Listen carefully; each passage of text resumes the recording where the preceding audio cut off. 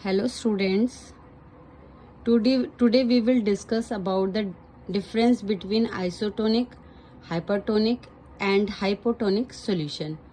Last के videos में मैंने आपको आइसोटोनिक सॉल्यूशन के बारे में अच्छे से एक्सप्लेन किया था. Osmotic pressure, semi permeable membrane, osmosis, diffusion and role of isotonic solution in pharmaceutics. आज हम जो डिस्कस करने जा रहे हैं हाइपरटोनिक क्या होते हैं, हाइपोटोनिक सॉल्यूशन क्या होते हैं और इनमें डिफरेंस क्या है.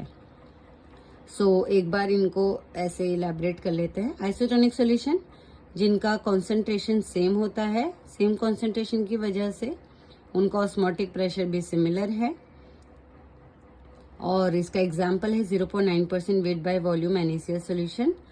और ये देखा गया जब आरबीसीज को हम आइसोटोनिक सॉल्यूशन में सस्पेंड करते हैं तो there is no change because दोनों तरफ हमारा कॉन्सेंट्रेशन इक्वल है. ठीक है, ये जैसे दिखाया गया कि एग्जाम्पल है, बीकर में इन्होंने यहाँ पर 0.9% वेट बाय वॉल्यूम सॉल्यूशन लिया है NaCl का. ठीक है, और आरबीसीज को इसमें सस्पेंड किया तो यहाँ पे दोनों तरफ इक्वल मूवमेंट होगा सॉल्वेंट का, जिसकी वजह से आरबीसीज में कोई चेंज नहीं आएगा. ठीक है, now hypertonic solution as name denoted hyper means ज़्यादा. ठीक है, हायर कंसंट्रेशन. तो हाइपरटोनिक जैसे मैंने आपको कल बताया था, टोनिक मीन्स कॉन्सेंट्रेशन, तो हाइपर हो गया ज़्यादा, टोनिक हो गया कॉन्सेंट्रेशन. तो वो सॉल्यूशन जिनके कंसंट्रेशन जो होता है हायर होता है. देन रेफरेंस जो हमारा रेफरेंस सॉल्यूशन है, जो भी हमारा बायोलॉजिकल जो फ्लूइड है, लाइक यहाँ पे एग्जाम्पल दिया हुआ है आरबीसीज.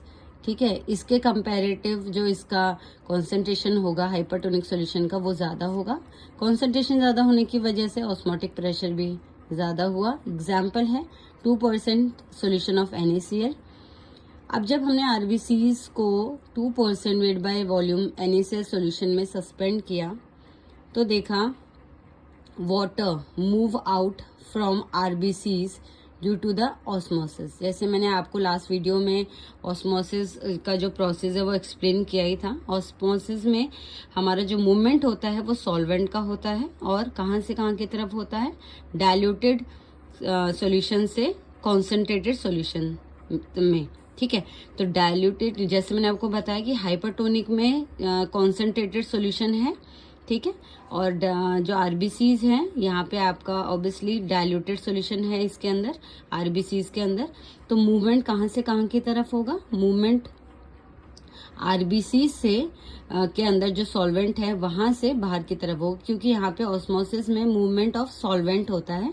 तो from RBCs to outside the जो आरबीसीज है. तो यहाँ पे आप देख रहे हैं एक बीकर है, बीकर में 2% weight by volume NaCl solution लिया है और आरबीसीज को इसमें सस्पेंड कर दिया. तो देखा गया कि आरबीसीज से के अंदर से जो भी वाटर है, सॉल्वेंट है, वो मूव आउट हो रहा है. ठीक है, due to the osmosis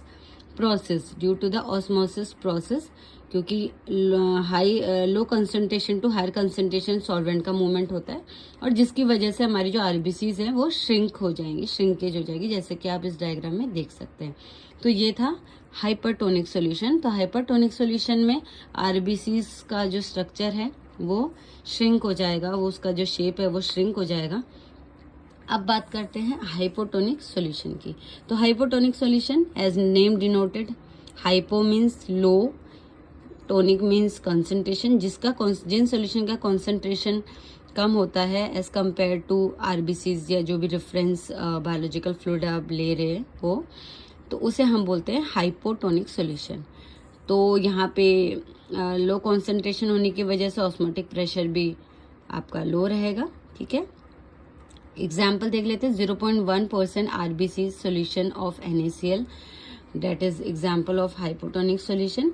RBCs को जब हमने 0.1% wait by volume NaCl solution में डिप किया, देन क्या होगा, जैसे कि आप देख सकते हैं कॉन्सेंट्रेशन जो है बाहर कम है, हाइपोटोनिक बताया मैंने आपको. ठीक है, बाहर कम है, 0.9% है, 0.1% NaCl. तो कॉन्सेंट्रेशन बाहर कम है मीन्स डाइल्यूटेड है, एक तरीके से हम कह देते हैं डाइल्यूटेड सॉल्यूशन है आउटसाइड द आरबीसीज। तो मूवमेंट कहाँ से कहाँ की ओर होगा, बाहर से, आउटसाइड से इनसाइड द आरबीसीज।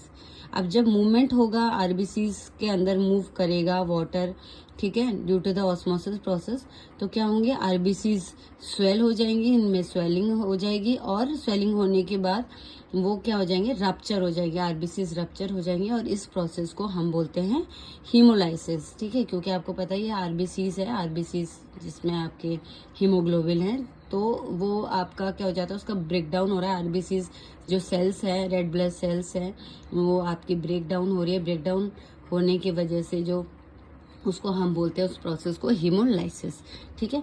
तो आपको ये जो डिफरेंस है ये देखने वाला है। कंसंट्रेशन इसकी सेम है, इसमें आपका कंसंट्रेशन ज़्यादा होता है, इसमें कंसंट्रेशन कम होता है सॉल्यूशन में।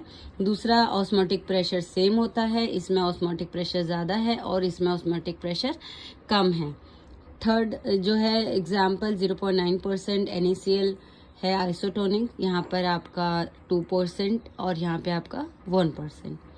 फिर यहाँ पे आप देख रहे हैं कि जब हमने आरबीसीज को इसमें डाला आइसोटोनिक सॉल्यूशन में, there is no change in RBCs shape. और यहाँ पे आप देख रहे हैं जब हमने डाला, क्योंकि हाइपरटोनिक है, तो आपका मूवमेंट क्या होगा, आरबीसीज के अंदर से वो बाहर से अंदर की तरफ होगा, ठीक है। तो होने की वजह से यहाँ पे आपका क्या हो जाएंगे, आरबीसी श्रिंक हो जाएंगी, यहाँ पे जो शेप में चेंज होगा श्रिंक हो जाएंगी।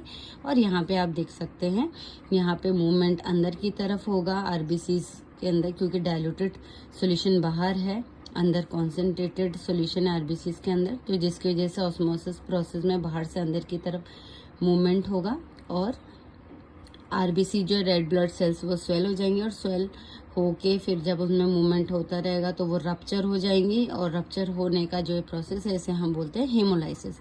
तो इस वीडियो में आपको मैंने आइसोटोनिक, हाइपरटोनिक और हाइपोटोनिक सॉल्यूशन, इन तीनों में मेन डिफरेंस बताया है, ठीक है। जो नेक्स्ट वीडियो होगी उसमें हम आइसोटोनिक सॉल्यूशन जो है उसको कैसे मेज़र करते हैं, इसके बारे में हम आपको डिस्कस करेंगे। आई होप आपको ये वीडियो समझ में आया होगा, दोनों तीनों में क्या डिफरेंस है ये समझ में आया होगा। Okay, thank you.